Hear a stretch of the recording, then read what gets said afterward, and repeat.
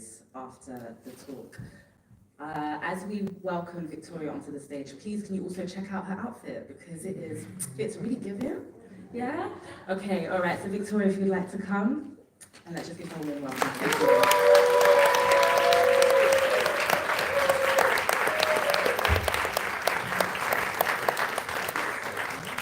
Thank you, Marcelle. I'm really honored that first and foremost we can be here together doing this, because we are really great friends, and Marcelle is someone who I write with, and she's a part of my writing community, so I really feel like we're here as collaborators, so I'm so grateful. And thank you all of you for being here today as well. I love being so close to my home.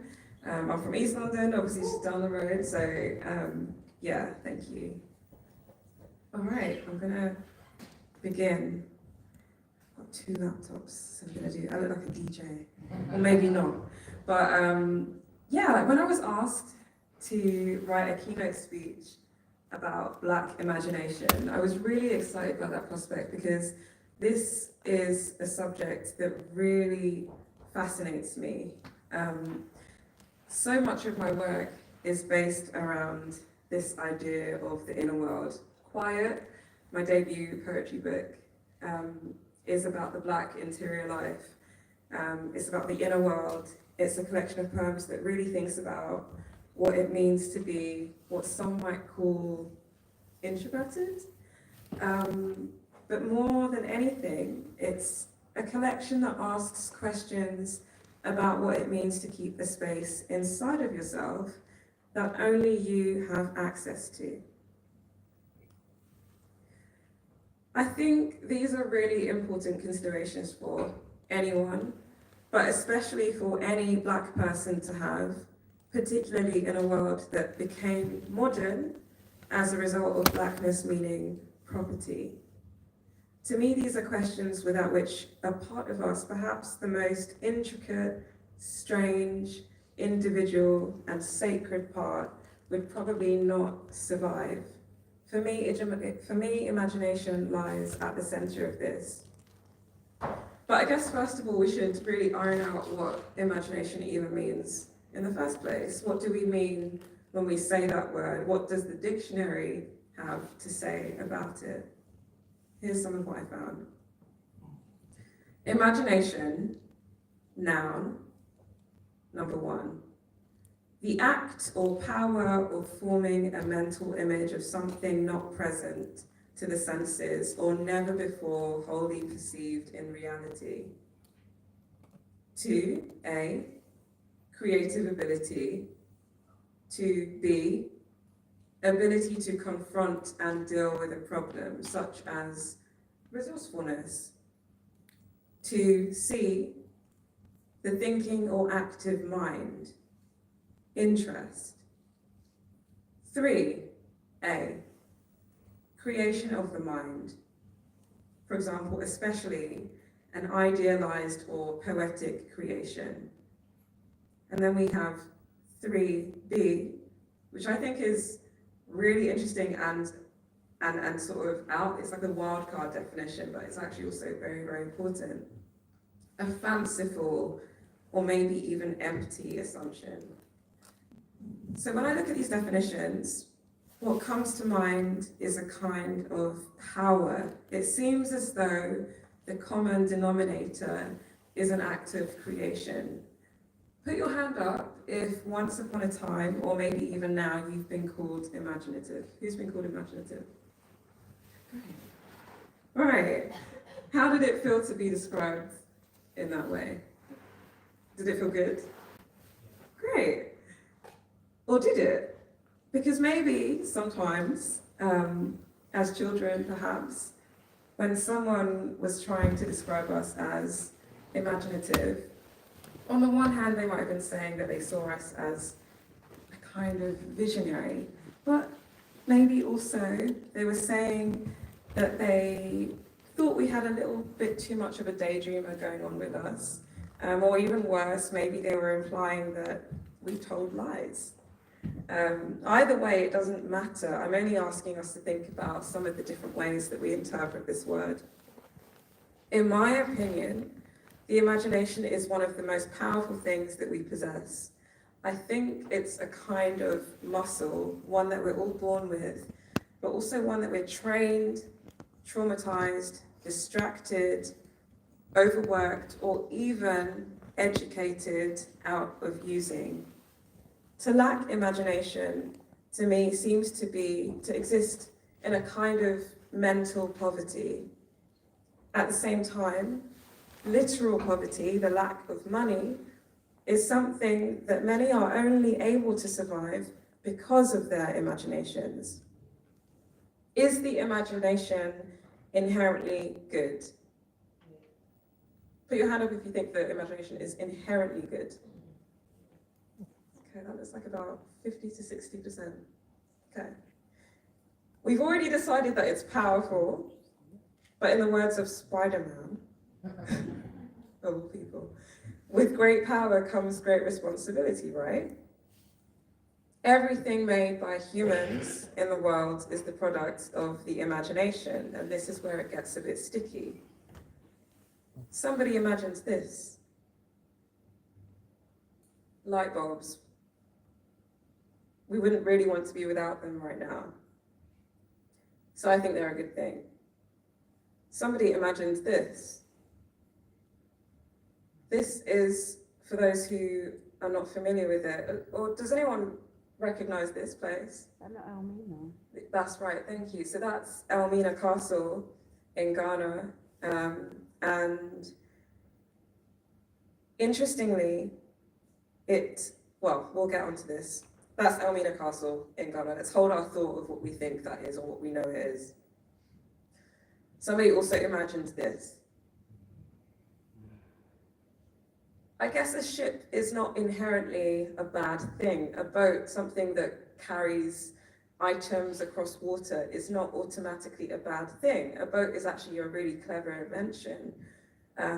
But somebody imagined this usage. And just for a bit of context, the person who illustrated this, the person who drew this image, was actually an abolitionist. I haven't written their name down, so forgive me for that. But they were actually someone who was advocating for the abolition of slavery. And to do that, they created this diagram so that they could show just how people were being packed onto these ships. In this image, there are about 400 humans drawn. But in reality, the numbers who were packed onto these ships reached about 600. So even this imagined, or this illustration that is a product of someone's mind, this isn't even the reality of how many people were transported. I want to highlight that in both cases, that of the light bulb and that of Elmina Castle, the process of imagination was probably a collaborative effort over many years. Layers and layers and layers of imagination that grew as knowledge increased, as technology increased and was perfected. Sometimes the thing that's imagined is eventually used for something other than its original purpose. Let's go back to Elmina Castle. Elmina, which means the mine, actually started out as a trading post for gold. That's what it was built for. It didn't end that way, however, as we know. And it went on to become one of the most important trading posts for something much more sinister. So my point is that perhaps our imaginations are only as good as the things that they're used to create. But I want to talk now about Black imagination. I want to ask what's Black about it. And to do that, because I'm a poet, and because I'm someone who I like image and I like metaphor, which is where one thing takes a usage to where it represents an idea of something else. I'm going to start with a poem about a fish.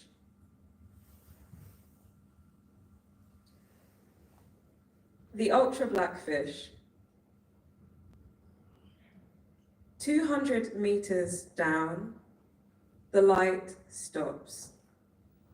Many deep-sea creatures at this level of the ocean have developed the ability to create light for themselves. This is known as bioluminescence. Others, on the contrary, contribute to the darkness by adding themselves to it. Ultra blackfish are one example, and in 2020, 16 varieties of these were captured. The level of pigment in their skin was so high that it was found to absorb 99.956% of the light that touched it. Karen, a marine biologist, came across them by accident. Instead of hauling up the deep sea crabs she had been searching for, her net produced a fang-toothed fish that wouldn't show up in a photograph. Held later in a tank under 2 strobe lights, the fish became a living black hole with no discernible features beyond the opacity of its silhouette, as though it had cut itself out of the image and left. Scientists believe the fish developed their invisibility to aid them in escaping their predators. Another theory suggests that the obscurity of ultra black fish enables them to more successfully catch their prey. It's likely that both ideas are true. Commentators have also speculated that the chemical structure of the pigment could serve the development of military and defense technologies. Nothing was said, however, about how ultra-black fish find and enter into relations with each other. Nonetheless, their existence alone is evidence that, invisible as they may be to others, they are by no means strangers to themselves. Everything in that poem that I wrote is true. I haven't made a single thing up. Here are some images of these fish. This is the first one. And here's another. There are many different types of fish that have this pigment, and they were discovered at the same time, 16 different varieties. And the lady who discovered them was actually named Karen, and you can't see, but the writing underneath the fish says 2018 Karen Osborne Smithsonian. So this is her research. And in writing this poem, I was really interested in these fish and their experiences of being captured and used for research. I was also interested in the fact that they were being investigated for their melanin, which in this case is the darkest instance of melanin known to occur in the natural world. But I'm also interested in the ways that these fish aren't captured, how their blackness becomes a kind of protective force. I want us to think for a moment again about questions. Questions are a very key theme in this thinking around imagination. I want us to think about the nature of the questions that are being asked when we think about these fish. In the world in which we currently live, the kind of questions that are asked about these fish are about how their pigment could be used in service of military and defense technologies. This is the kind of work the imagination is being asked to do with the discovery of these fish. As we speak, the most advanced military technologies known and first imagined by man are being used to commit genocide. We do not need to imagine the results of this cruelty. We do not need to look into history books.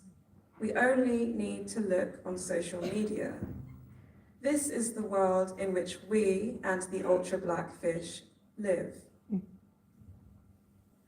And yet, the question remains, how do these fish see each other? How do they find each other in such darkness with such dark skin? We don't know how they do that, but surely that's the more interesting question. Surely such a question is more necessary right now, when so many of us feel isolated and cut off from each other and are desperate for connection. We don't know how ultra-black fish survive, but we know that they do simply because they exist, even at the pitch-black depths of the ocean. I want to learn from that level of black in blackness, from that level of literally all black everything. And perhaps the making of a more livable world demands these kinds of questions. We might find some answers, or we might not, but I think that if the questions are wrong, we have no hope. In these dark times, we need a kind of night vision, and this, to me, is black imagination. We might not always be able to see where we are going, but our imagination will help us to get there. I hope I've helped you to move towards some answers that you didn't have before, but even more so than this, I hope I've left you with questions, more questions than answers in the first place. Questions without answers are mostly terrifying. They take us back to the classroom or to the exam hall. They put us on the spot and we find ourselves sweating to say the right thing or else. I want us to push back against this.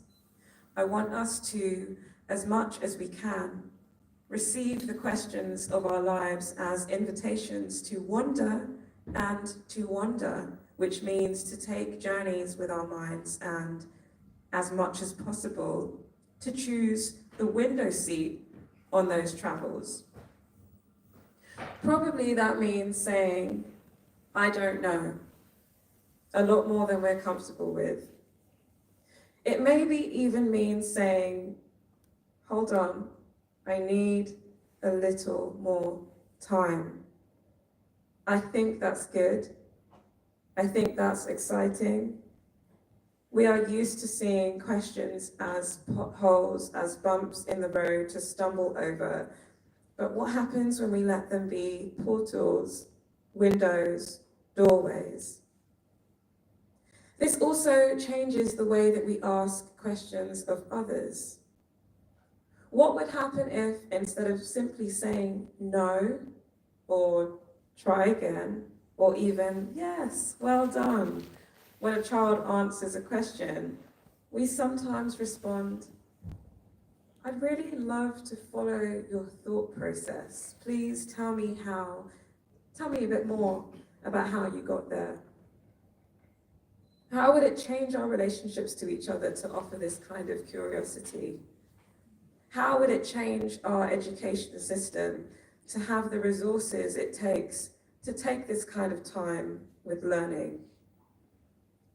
I feel blessed in my so far life to have encountered such a range of people. Some of them have been what many would describe as wealthy, and some have been what very few people would hesitate to call poor. Some have been well-known and highly celebrated in their fields, whether that's been in literature or academia or art or even television.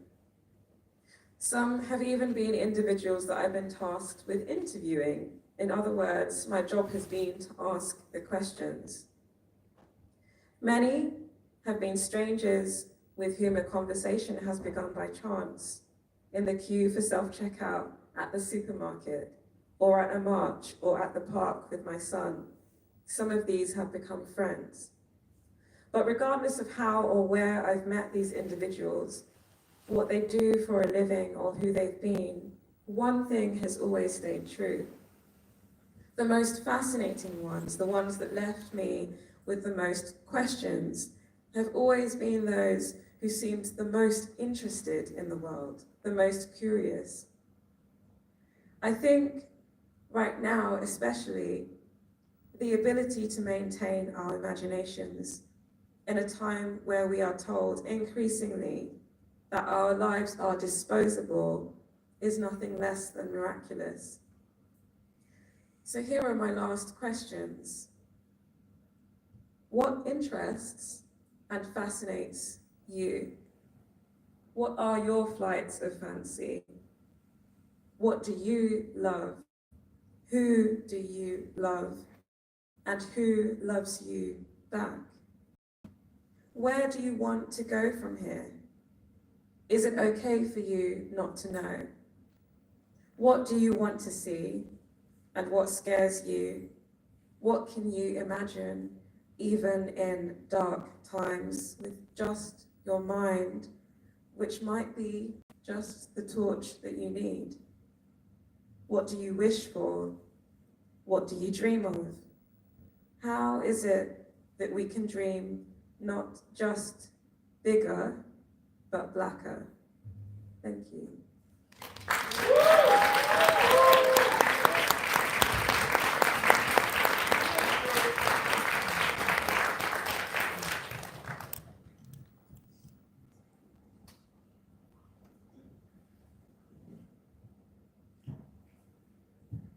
Thank you so much for those questions, Victoria. I actually feel like before going into the conversation that I want us to take a moment to just meditate on some of the questions you've asked. So this might feel a little bit strange or awkward, but I just want you to just take the next 15 minutes to really think about those questions that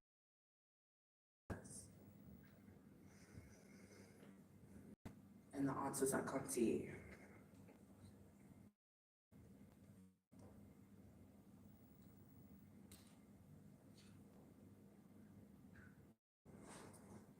Okay, thank you so much for participating.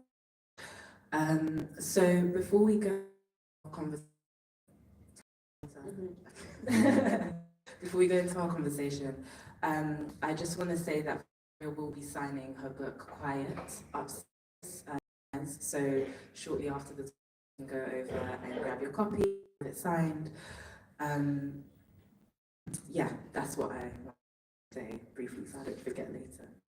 But Victoria, thank you so much for that lecture. I think you posed some really important questions in there, but also just the journey you took us on in understanding the beginnings, how we define what imagination is, to how it has been used as a tool, and how we can claim it as a source of power.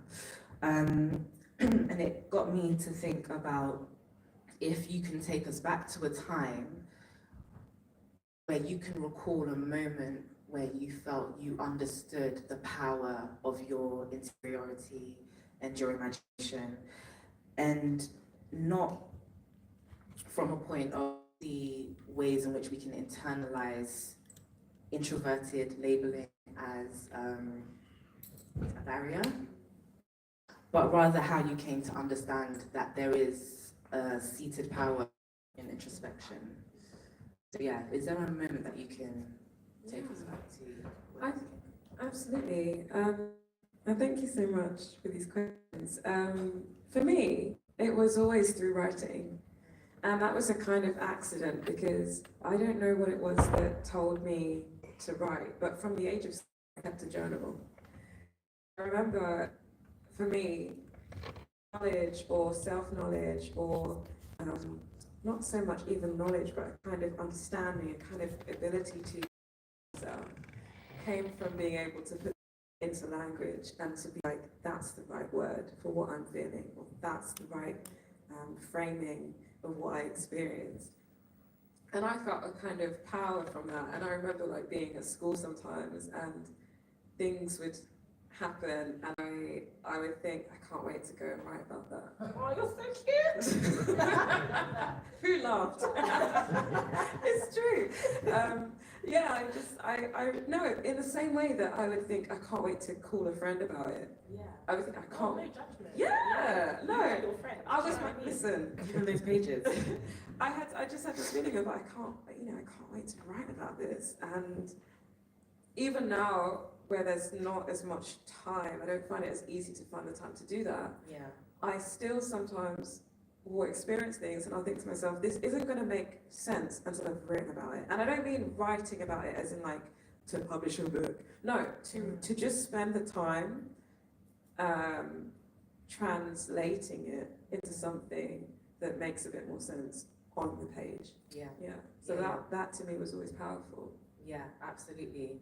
And I think one of the beautiful invitations you highlighted in your lecture, which resonates with me right now, is not feeling the pressure to have all the answers, and that there's a certain shame that we've internalized as individuals in the societies that we've created, that we can't look like we don't know. Do you know what I mean? And what that means to how we also relate to children who are always asking those questions, right? And realizing we don't have the answers. And it made me think about the wisdom of the not knowing, and how that is also deeply connected to ancestral values, right? Of understanding the sacredness of mystery, of space, time, and community. And how imagination bridges a lot of those, what you call potholed gaps, which are presented by the questions we're thinking about. So what has that done for you, that invitation to pause and to be in that place of curiosity?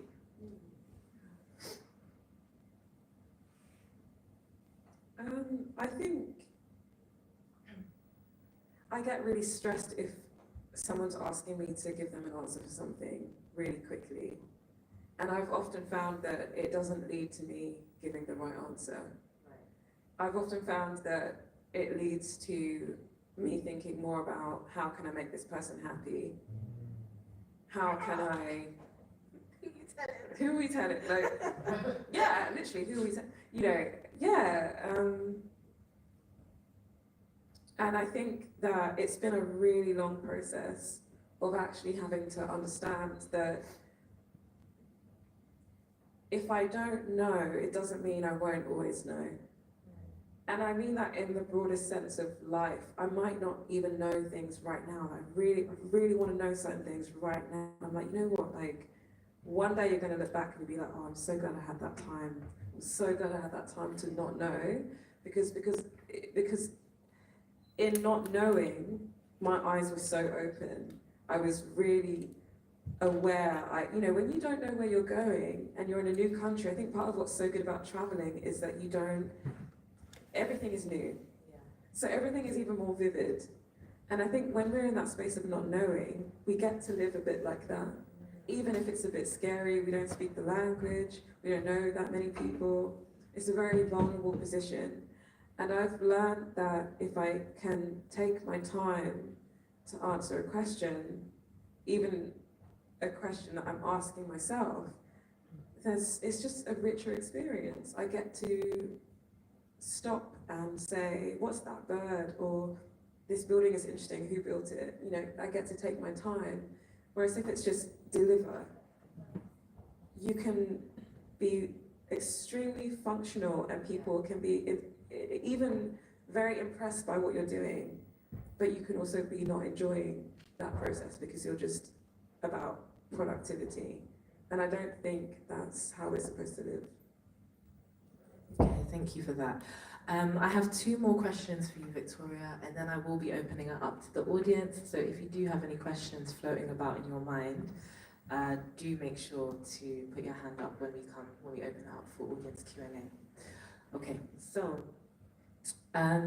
there's another thing you touched on about wealth in terms of being imaginatively rich, and not thinking about how the lack of imagination, or the understanding that a lack of imagination is mental poverty, but a lot of the times when we think of wealth, we're thinking about lack of money and resources. So the question I had was, how has your imagination carried you in the bleakness of the world today? Because the bleakness that we feel has the power to infiltrate do you know what I mean? Our imaginations, and to carefully, slowly cultivate confusion and that mental poverty that you highlighted. So yes, how has your imagination served you in this time? I'm actually thinking about a couple of weeks ago when I was in your position, interviewing an author, interviewing someone. So I was in Manchester about 2 weeks ago interviewing a Palestinian author called Adukwei Bulley. She wrote a book called Minor Detail, and it's a really fantastic book. And in the process of that talk, one of the things that she said was that in order to create something outside of apocalypse, you really actually have to experience a kind of break from reality. And that sounds, in a mental health context, like not a good thing. But what I really understood her to be saying is that it does take a little bit of magical thinking, in the sense of I have to break with the terms of what this world says is how things should be. And in order to do that, my imagination has to divorce itself somewhat from these terms. And I think, to answer your question, it means pushing back against some of the things I think I know. Sometimes someone might ask us questions and we think there are only 2 different answers, and often that's not it. There are many different answers, but we've been trained to understand that these are the options, but sometimes it's really none of the above. And I think that even just leaving the space where, you know what, it might be none of the above. I don't know what it is, but I know that the above, that's really bad, that's really bad. Either way, not great for people over here. In the long term, still not great for everyone altogether. And I think it takes a bravery and maybe even preparing to look a bit stupid even, to think, why not something else? Why not? Like, tell me why not? Don't tell me what you were taught in school. Like, I want you to tell me why not. I want you to struggle to tell me why not, so that we can both think about if we've just accepted this to be all that is possible. Yeah, no, that's really powerful. Thank you. So I'll ask my last question and then we'll open it up to Q&A. So I actually wanted to throw back the question you closed your lecture with, which is, what does a bigger and blacker dream feel like to you, and what is the wisdom you glean from being open to that invitation?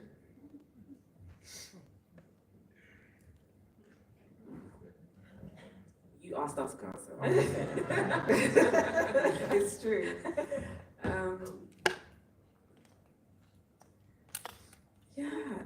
In all honesty, and maybe in some measure of tiredness, I'm still not sure. Because I think, I was thinking in the workshop earlier that, we have these grand visions for ourselves in our lives, and maybe even those visions are limited. Do you know what I mean? Like, even my best vision for myself is only what I can imagine from where I'm at right now. But I think I have no answer but to keep pushing, to keep thinking it might be possible. What if I test this thing out? I don't really have an answer for that question. I think for me, Black imagination is more about how do I make myself comfortable with what I can't see, with what I don't know. How do I form the kind of human relationships that have space for that? How do I understand that what we are working towards, we might not see it? So we're trying to think into the future. We're trying to think in terms of, I'm trying to do the right thing, not because I'm going to see the benefit of it. Like, people kind of think about the environment and they're like, oh, it's all doomed, like, it's too late. I'm like, okay, it might be too late for you and I, but it might not, it's not too late, full stop. So if we can move in the right direction, then we're moving in the right direction, and that should be enough. It doesn't mean getting there. I think the morality of it, the ethics of it is take this step that changes the direction of things. It's not about the destination. It's about journeying, Yeah. like you spoke about before. Okay, thank you so much, Victoria.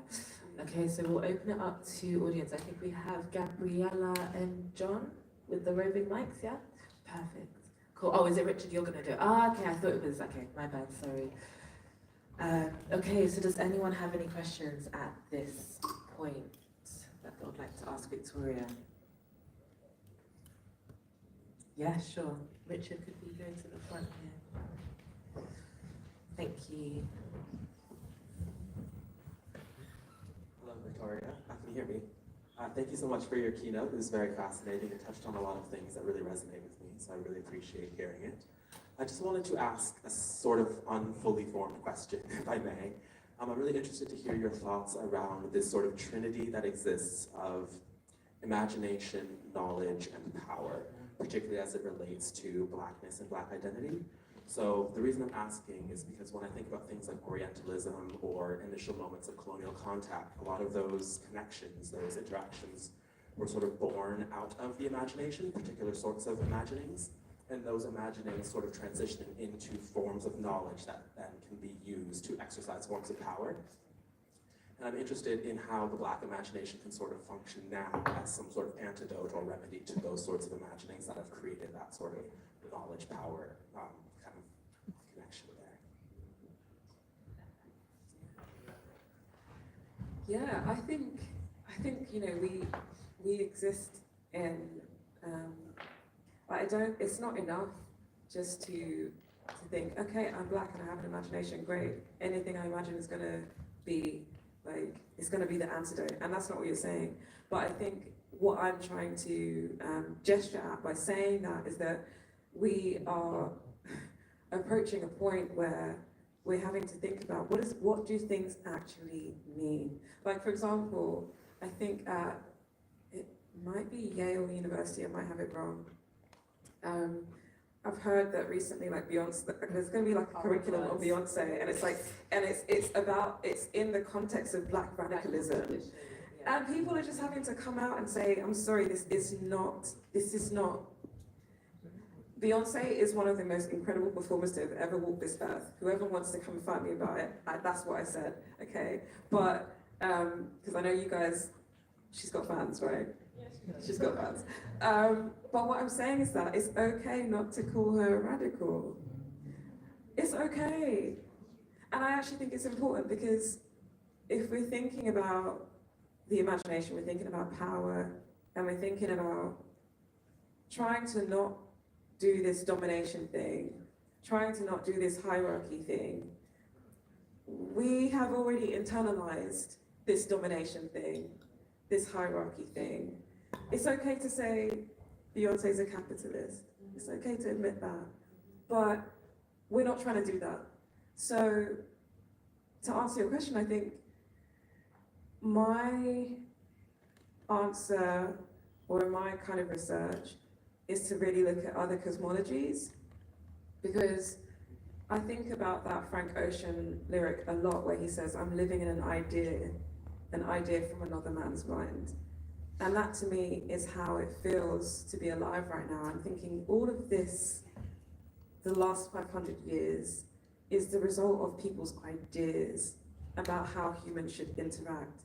It came from an idea, it didn't just happen by an accident. It didn't have to actually go this way. So I'm thinking, okay, like what were some of the other ideas that got interrupted? And I'm not saying that they are incorruptible, but I'm just interested in some of these other ideas because 500 years later, we've got 30 years left, 12 years left, the number changes. So it seems to me to be a bad idea for all intents and purposes. So I'm like, okay, what else was interrupted? And there are so many different cosmologies that existed before they became Black that I'm interested in. I love that. Thank you so much. Before we go to the next question, if there is another one, if when you are asking your questions, please be mindful that it's being interpreted by Debbie. Hi, Debbie. And Lorraine, our wonderful BSL interpreters. So just the pacing. Sorry, it's not a shade. It's not a shade. It's just more. I realized I should have said that before because it takes a bit of programming, processing. Sorry. Okay. Does anyone else have a question? We have like a couple more minutes. Very good. Oh, perfect. Okay, so we've got two. So Richard, yeah, thank you. Okay, perfect. All right, so we'll go with the question at the back first, and then we'll come to the front. Thank you.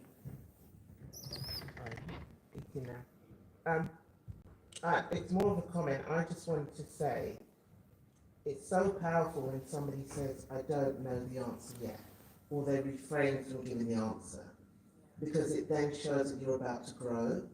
And I think when we were in school, we were taught if you didn't know the answer, you weren't very intelligent.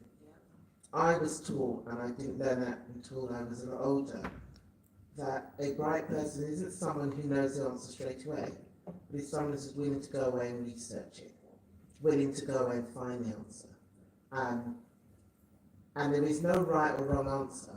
It's just about, can you back up what you're saying at the time? And that's where I allow my imagination to go. I say, I can back it up, I have belief in it, and this is what I'd like to deliver. And I think that's really important for people to understand that there is no right or wrong answer. You just got to be able to back it up. So it's more of a comment rather than a question. Thank you. And we're here for the comments. Thank you so much. I love that. It reminds me of Zora Neale Hurston, who I have claimed as part of my maternal ancestral lineage. She says, thank you, Azia, I heard that. She says that there are years that ask questions and there are years that have answers. And it's like you were saying, it's like living out that question allows you to really be in the present moment of your life, to be in the vitality of your life, because you feel the feels, you feel the fear, you feel the excitement, the uncertainty. It really opens you up. But anyway, this is not for this. Sorry, this is your. I agree. For us, that yeah. Sorry. So we'll just go to your question at the front. Thank you. I'm not sure if this really relates to what you've been talking about, but I was just really wondering what your writing process is. That's a really good question because I'm still trying to work it out.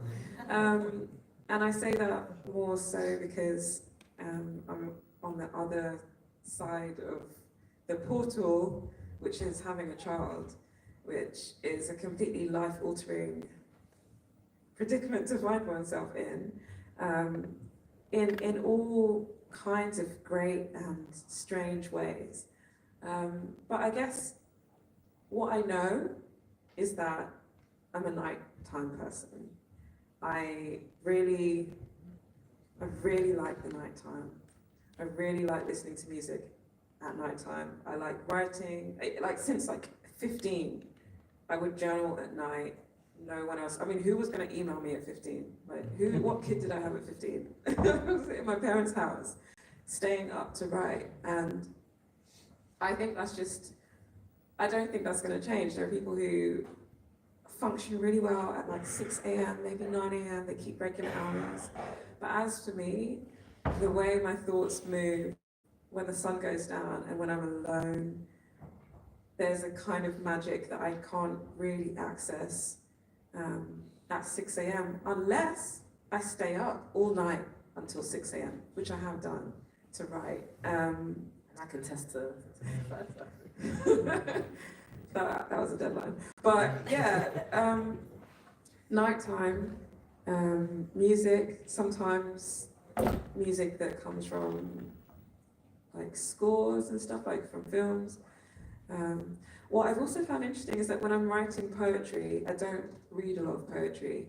I read a lot of nonfiction. I read a lot of theory, when I'm not writing poetry, that's when I refill and I read a bit more poetry, I read a bit more fiction. So I have this kind of dance between what I take in. I write notes on my phone that I sometimes come back to.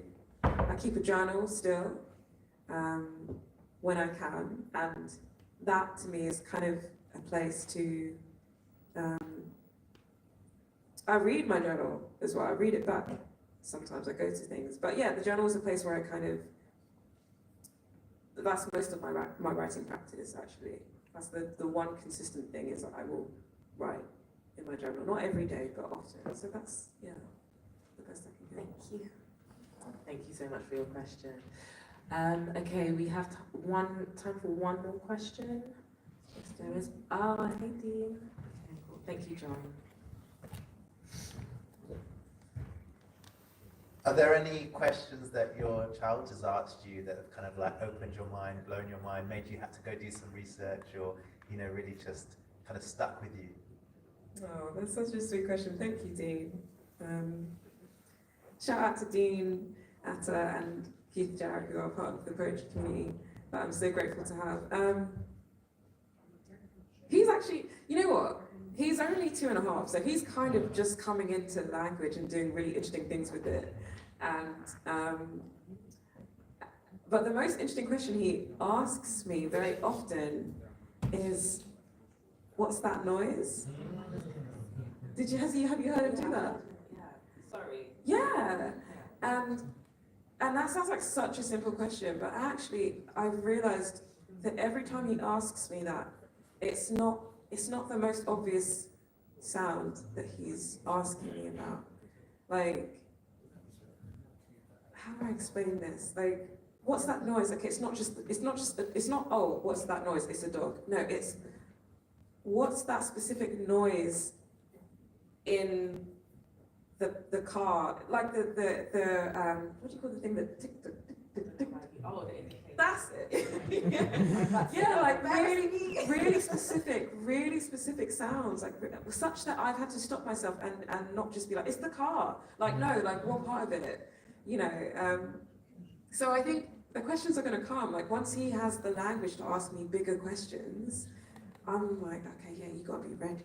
You got to be ready, because I'm going to have to say I don't know, but I'm also going to be like, oh, like, wow, like, I don't, yeah. Do you know what I mean? Yeah, but he asked, what's that noise? What's that noise? Yeah. Well, thank you all so much. You've been a wonderful, wonderful audience. So as I've said, Victoria will be signing her book outside in the Mez, which is just through those back doors there. I want to give a big thanks to Debbie and Lorraine. Can we just give them a round of applause?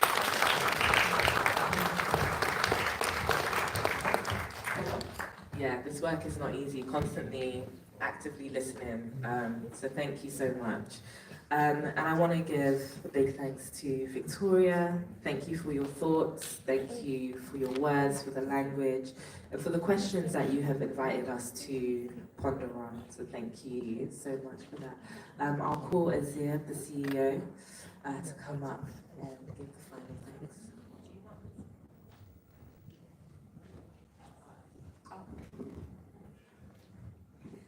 Oh, thank you, Marcelle. Oh, sorry, surveys. Yeah, I can do it all. Okay. Thank you to you too, Marcelle. Yeah, a massive hand of applause to Marcelle and to Victoria. Marcelle is actually, and has been since the beginning, the executive producer of the TLF Festival, so she needs a massive thanks just for that on its own.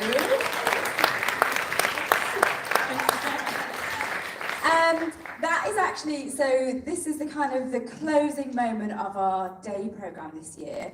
We do have the incredible Inner Elms and his rap party from 7:30 tonight.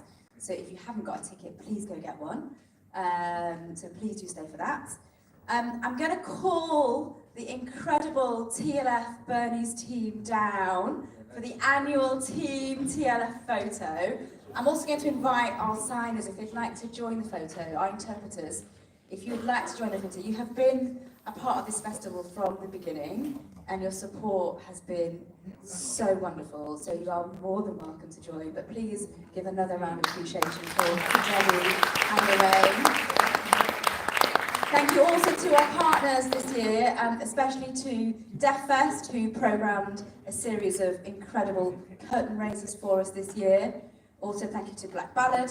Thank you to our kind of major funders, the Arts Council, Paul Hamlin Foundation, Freedlands, Bearings, and the Harrogate Council. Thank you to you for coming. Massive round of applause to yourself, please. Thank you so much.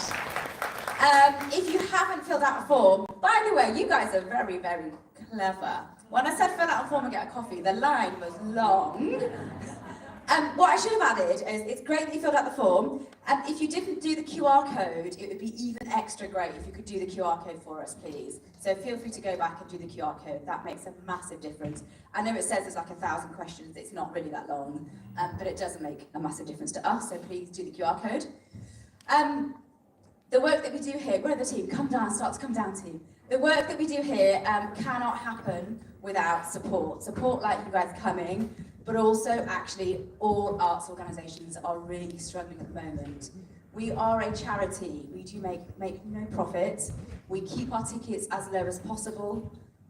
We pay our artists, and for that we need more support. So please, if you are able, each according to their ability, please do also consider donating. £5, there's a QR code, it's dotted around the building, another QR code. It might pop up behind me in a minute, we don't know, but it's all around the building. You can also donate by the website. £5 could pay for a child to come and see their first theatre show. £500 could pay for a commission for an emerging black artist. £5,000 could help us protect the legacy of this building for future generations. So please do consider donating. You can also sign up to our newsletter. That's a massive help. You can find out about our next events later in early in December. We've got a great kind of book slam. Bernard and Everest is coming back with the Royal Society of Literature and doing a book slam event. We've also got Gary Young and Kerry Sofoko recording their live, incredible podcast, Over the Top, Under the Radar. You'll find out about those events and offers and discounts and many more if you sign up to our newsletter and to our socials. So that's another way that you can support us. The team, come down, please. I'd like you please to give a massive round of applause to our incredible TLF, Bernie Wright Arts Centre team. Come down, please, team.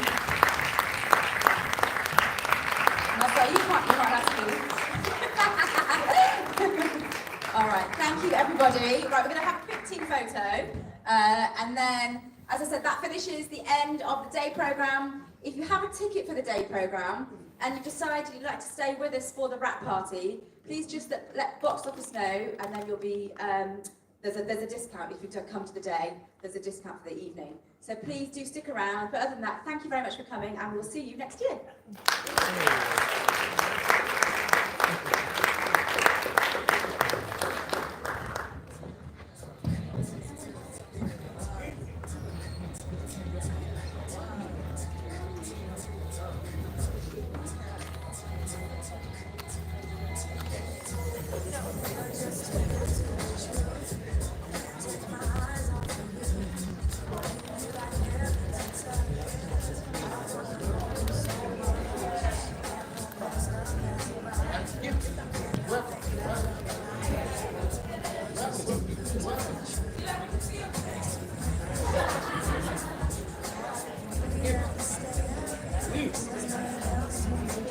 What? Yeah.